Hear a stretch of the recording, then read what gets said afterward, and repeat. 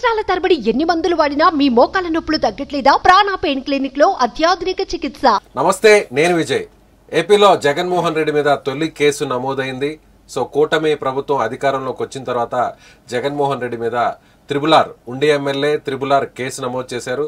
So A3గా present FIR నమోదైంది. అయితే ఈ కేసు పూర్వాపరాలు ఏంటి, ఈ కేసు తర్వాత జగన్ భవిష్యత్తు ఎలా ఉండబోతుంది, ముఖ్యంగా టీడీపీ జగన్ను టార్గెట్ చేస్తుంది, దీనిపై విశ్లేషణ చేయడానికి మనతో పాటు స్టూడియోలో senior journalist political analyst Krishnanjaneyulu గారు. నమస్తే సార్. నమస్తే విజయ్ గారు. సార్, ఏంటి సార్ ఇప్పుడు తొలి కేసు నమోదైంది. ఈ కేసు అంటే దీన్ని ఎలా చూడాలంటారు? అంటే దీని కేసు ఇంపాక్ట్ ఎలా ఉండబోతుంది? నిజంగానే చాలా సీరియస్గా ఉండబోతుంది ఈ కేసు? అరెస్ట్ దాకా వెళ్ళే అవకాశాలు ఏమైనా ఉంటాయా? మాజీ ముఖ్యమంత్రి వైఎస్ జగన్మోహన్ రెడ్డి మీద, అదేవిధంగా వైఎస్ఆర్ కాంగ్రెస్ పార్టీ ప్రభుత్వ హయాంలో పోలీస్ శాఖలో కీలక భూమిక పోషించినటువంటి AP CID chief PV Sunil Kumar, అప్పుడు తర్వాత ఇంటెలిజెన్స్ చీఫ్ పిఎస్ఆర్ ఆంజనేయులు వీళ్ళ మీద కేసులు నమోదైనటువంటి పరిస్థితి. బహుశా ఈ ప్రభుత్వంలో ఇది మొట్టమొదటి కేసు జగన్మోహన్ రెడ్డి మీద కావచ్చు. ఇంకా కొన్ని కేసులు ఉంటాయి, దాంట్లో ఎటువంటి సందేహం కూడా లేదు. చాలా సీరియస్ కేసులు కూడా ఉండేదానికి అవకాశం ఉండొచ్చు. మీరు ఒకసారి గమనిస్తే రఘురామకృష్ణరాజు ఆ రోజున వైఎస్ఆర్ కాంగ్రెస్ పార్టీ ఎంపీగా ఉన్నారు.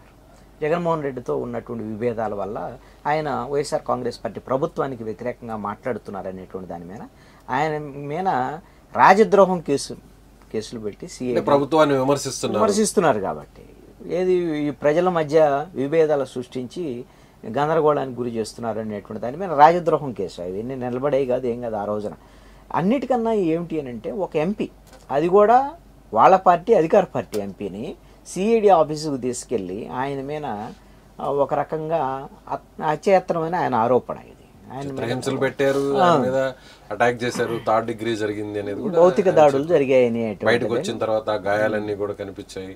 అది డాక్టర్స్ కూడా ప్రూవ్ చేశారు కదా. మిలిటరీ హాస్పిటల్కి సంబంధించినటువంటి డాక్టర్స్ ఆయనకు సంబంధించినటువంటి విషయంలో గాయాలైనటువంటి మాట వాస్తవమైనటువంటి దాని మీద, అందుకే ఆయనకి బెయిల్ వచ్చినటువంటి పరిస్థితి. ఆ రోజున ఆయన దాని మీద కోర్టులో కూడా స్పష్టమైనటువంటి ఫిర్యాదు చేశారు, తన మీద దాడి చేశారు అనేటువంటి దాని మీద. అయితే అప్పుడు జీజీహెచ్లో ఒక రిపోర్ట్ ఇచ్చారు, ఏం దాడి జరగలేదు, అవన్నీ కూడా మామూలుగా వచ్చినటువంటి స్పెల్లింగ్ తప్ప అది దాడి జరగలేదు అని. అందుకని ఆయన మళ్ళీ కోర్టును ఆశ్రయించడం, ఆ తర్వాత కోర్టు మిలిటరీ హాస్పిటల్ డైరెక్ట్ చేయటం అనేటువంటి దాని మీద. ఇక్కడ ఒక అంశం ఏమిటంటే, ఒక ఎంపీ స్థాయిలో ప్రజాప్రతినిధి కదా, అలాంటి ప్రజాప్రతినిధి రాజకీయపరమైనటువంటి విభేదాలు ఉన్నంత మాత్రాన ఆ విధంగా సిఐడి అని అంటే ప్రభుత్వంలో ఉన్నటువంటి పోలీస్ శాఖను దుర్వినియోగం చేసి ఆ దాడి చేయించడం అనేటువంటిది ఖచ్చితంగా తప్పు. ఆ రోజున ఆయన పోలీసులకు ఫిర్యాదు చేసినటువంటి పరిస్థితి ఉంది, కోర్టు ద్వారాగా వచ్చారు. కానీ మరి అప్పుడు ప్రభుత్వం వాళ్ళదేగా, అదే సిఐడి ప్రభుత్వం భాగమే కాబట్టి వాళ్ళు పోలీసులు కూడా కేసు నమోదు చేయాలి. ఇప్పుడు గుంటూరు నగరంపాలెం పోలీసులు అంటే, ఎందుకంటే సిఐడి ఆఫీస్ గుంటూరులో ఉంటుంది, చీఫ్ ఆఫీసు, అందుకని నగరంపాలెం పోలీస్ స్టేషన్కి సంబంధించినటువంటి దాంట్లో ఇప్పుడు ఆయన మళ్ళీ ఫిర్యాదు చేశారు. ఈ ఫిర్యాదు చేసి ఇప్పుడు నాకు అన్యాయం జరిగింది, ఆ రోజున నా మీద అచేతనం జరిగింది, దీని మీద కేసు నమోదు చేయండి. ఎలాగ ఇప్పుడు ఎన్డీఏ కూటమి ప్రభుత్వం ఉంది ఆంధ్రప్రదేశ్లో, పోలీస్ శాఖ కూడా ప్రభుత్వం వైపు నుంచి, ఆయన ఎమ్మెల్యే ఉండే ఎమ్మెల్యే అధికార పార్టీ ఎమ్మెల్యే కాబట్టి వాళ్ళ ఫిర్యాదును ఖచ్చితంగా స్వీకరించాలి. అది కూడా మాజీ ఎమ్మెల్యే మీద, అది మాజీ ఎంపీ అయినా కంప్లైంట్ చేసి ప్రజెంట్ ఎమ్మెల్యే.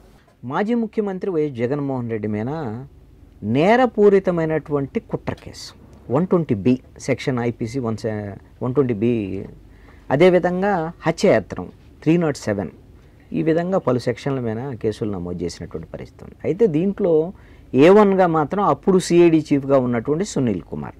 ఎందుకంటే సునీల్ కుమారే స్వయంగా చంద్రబాబు గారిని అరెస్ట్ చేసింది కూడా సునీల్ కుమార్.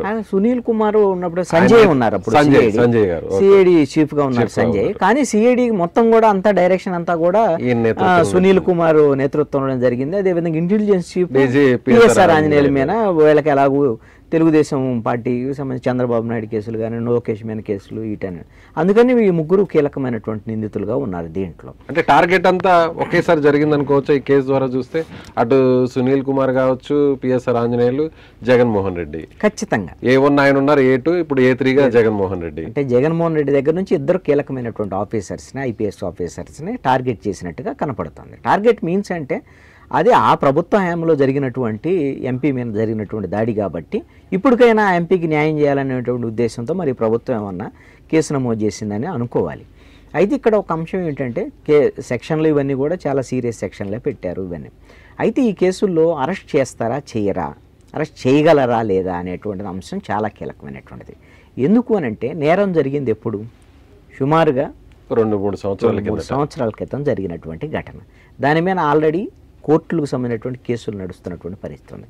ఈ అంశం మీద సునీల్ కుమార్ మీద కేసు నమోదు చెయ్యాలి అని సుప్రీంకోర్టు వరకు వెళ్ళాడు రఘురామకృష్ణరాజు.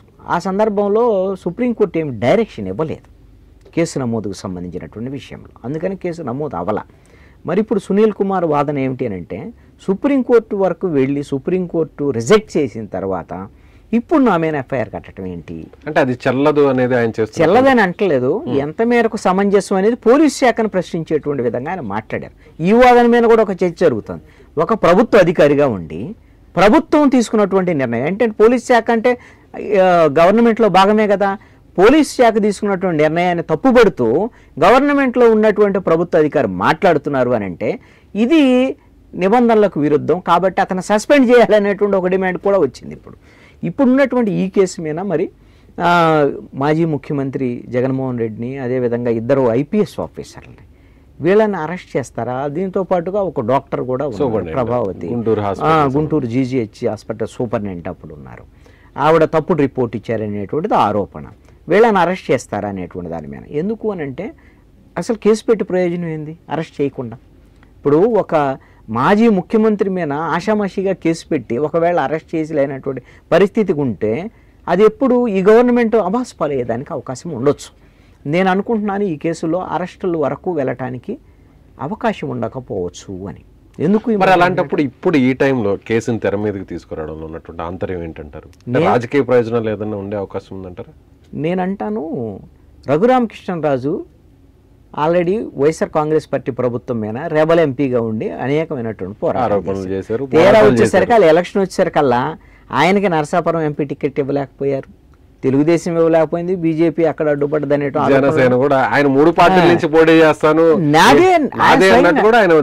ఆయన సీట్ ఆయన ప్రకటించుకున్నాడు స్వయంగా, నరసాపురం ఎంపీగా నేనే పోటీ చేస్తానని.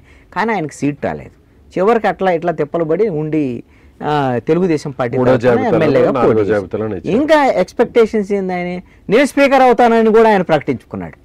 స్పీకర్ అయ్యన్న పోతుండే జగన్మోహన్ రెడ్డి గారు ఆయన్ని త్రిపులార్ గారిని అధ్యక్ష అని పిలవాలని, ఈయన కొంచెం వ్యంగ్యంగా లేదు తిరిగి సమాధానం ఇవ్వాలని చెప్పాలని, ఇలాంటివన్నీ కూడా ఇంటర్వ్యూలో ఇవన్నీ కూడా చెప్పాడు. ఇవన్నీ అయిపోయిన తర్వాత ఇప్పుడు రఘురామకృష్ణరాజు ఆశలన్నీ కూడా చాలా ఉన్నాయి. ఆయన ఎక్స్పెక్ట్ టీటీడీ చైర్మన్ కావాలను లేకపోతే ఇలాంటి ఏ ప్రయత్నాలు కూడా ఉన్నాడు. ఈ నేపథ్యంలో రఘురామకృష్ణరాజుకి ఈ తెలుగుదేశము, జనసేన, బీజేపీ కూటమి ప్రభుత్వం సరైనటువంటి న్యాయం చేయలేదనేటువంటి ఒక అసంతృప్తి ఏమన్నా రఘురామకృష్ణరాజుకు ఉండొచ్చేమో అనేటువంటి దాని మీద.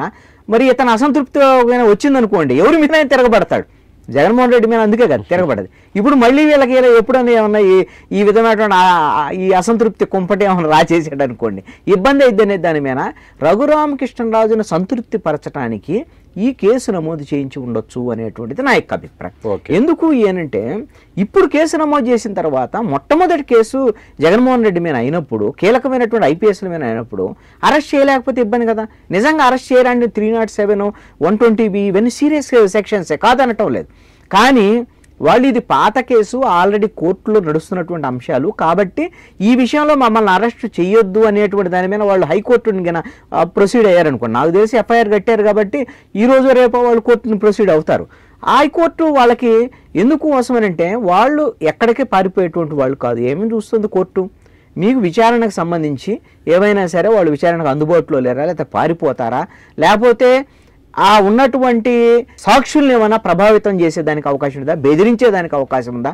ఏముంది, జగన్మోహన్ రెడ్డి మామూలు ఎమ్మెల్యే ఇప్పుడు, అంతే కదా, ప్రతిపక్ష హోదా కూడా లేదు. ఆయన ఎవరో బెదిరిస్తాడు లేకపోతే పోలీసు దాని మీద ప్రభావం చూపిస్తాడు అనేటువంటి దానికి అవకాశం లేదు కదా. కాబట్టి కోర్టు ఏం చెప్తుందంటే విచారణ జరిగిద్ది, కేసు యథాతథం కొనసాగిద్ది, అరెస్టు చేయకుండా విచారించమని ఇవ్వటానికి అవకాశాలు ఉన్నాయి. అంటే ముగ్గురికి కూడా గురికి అలాంటి అవకాశం ఉండదు. ఒక్కళ్ళకి అలాంటి అవకాశం వచ్చింది అంటే అందరికీ అలాంటి 5గురు దాంట్లో నిందితులు ఉన్నారు. ఒకళ్ళు CID అడిషనల్ SP కూడా ఉన్నారు, డాక్టర్తో కూడా చెప్తే ఈ 3 ఉన్నటువంటి పరిస్థితి. 5 మందికి వీళ్ళందరికీ కూడా అలాంటి వెసులుబాటు కోర్టు నుంచి వచ్చేదానికి అవకాశాలు ఉండొచ్చు.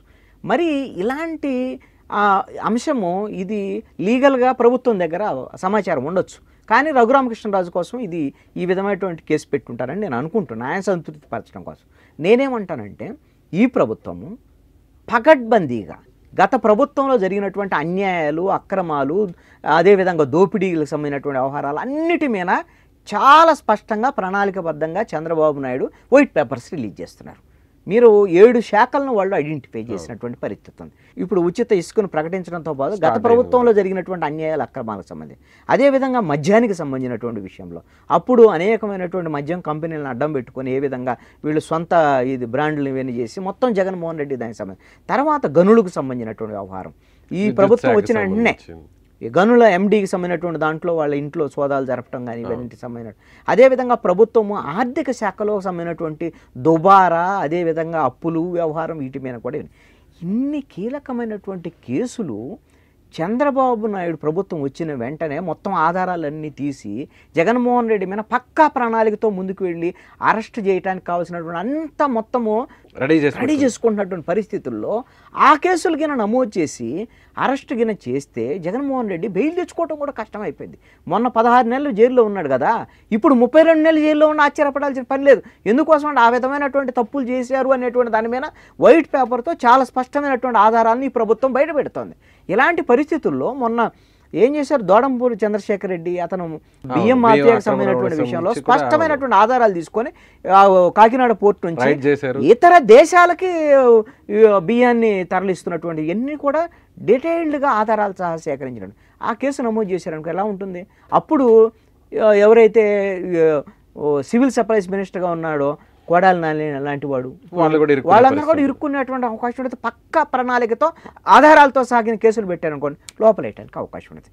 నిజంగా అప్పుడు ప్రభుత్వంలో వైఎస్ఆర్ కాంగ్రెస్ పార్టీ ప్రభుత్వంలో కొడాలి నాని కానీ ద్వారంపూడి చంద్రశేఖర్, కొడాలి నాని ఏమో చంద్రబాబు నాయుడిని, నారా లోకేష్, ద్వారంపూడి లాంటి వాళ్ళు జనసేన పార్టీ పవన్ కళ్యాణ్ని, జన సైనికులు అందరిని కూడా ఇంటి దగ్గర తరిమి కొట్టినటువంటి పరిస్థితి కూడా ఇలాంటివి.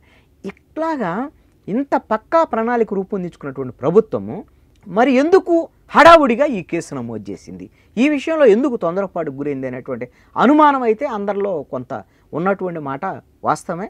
ఒకవేళ ఇది ట్రయల్ వేసి జగన్మోహన్ రెడ్డి మీద ఆ రోజు తప్పు చేశాడు కాబట్టి ఏదైతే తప్పు చేశాడని జనంలో ఉందో, ఈయన ఎంపీని కొట్టించాడు అనేటువంటి దాని మీద, అందుకని ఈ విధమైనటువంటి అంశం మీద ముందు ఒక కేసు వదిలిన తర్వాత మిగతా సంబంధించినటువంటి కేసులన్నింటినీ కూడా మీరు చెప్తున్న దాని ప్రకారం చూస్తే డైరెక్ట్ గా ఇరుకును పెట్టేదానికంటే కూడా ఒక రకంగా చెప్పాలంటే త్రిబులార్ని సాటిస్ఫై చేయడం కోసమే ఈ కేసుని తెర మీదకి తీసుకొచ్చినట్టుగా అనుకోవచ్చు. ఎస్, త్రిబులార్ని సాటిస్ఫై చేయడం, ఎందుకంటే ఈ కేసులో అరెస్ట్ చేయడానికి తక్కువ అవకాశాలు ఉన్నాయి. జగన్మోహన్ రెడ్డిని కానీ, పిఎస్ఆర్ ఆంజనేయులు కానీ, సునీల్ కుమార్ని కానీ, లేకపోతే మిగతా ఇద్దరికి సంబంధించినటువంటి విషయాలు కూడా.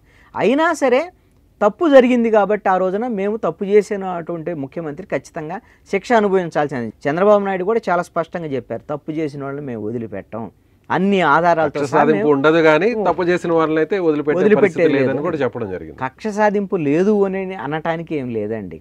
ఇవన్నీ కూడా జరుగుతున్నటువంటి రాజకీయాలు ఇవన్నీ సహజం. ఎందుకోసం అంటే జగన్మోహన్ రెడ్డి ప్రభుత్వంలో కూడా ఆయన మొదటి రోజు నుంచి కూడా ప్రజావేదిక కూల్చివేత దగ్గర నుంచి మొదలు పెడితే చంద్రబాబు నాయుడు మీద, నారా లోకేష్ మీద, వాళ్ళ కుటుంబీకుల మీద కేసులు పెట్టినటువంటి పరిస్థితి, అదేవిధంగా అచ్చెన్నాయుడు, కొల్లు రవీంద్ర ఇలాంటి టార్గెటెడ్గా అందరి మీద కేసులు పెట్టినటువంటిది అది కక్ష సాధింపే కదా. అంటే జగన్మోహన్ రెడ్డి వైఎస్ఆర్ కాంగ్రెస్ పార్టీ ప్రభుత్వం చేసినప్పుడు వీళ్ళు అధికారంలోకి వచ్చిన తర్వాత చేయకుండా ఉంటారని అనుకోవాల్సినటువంటి పని అయితే లేదు.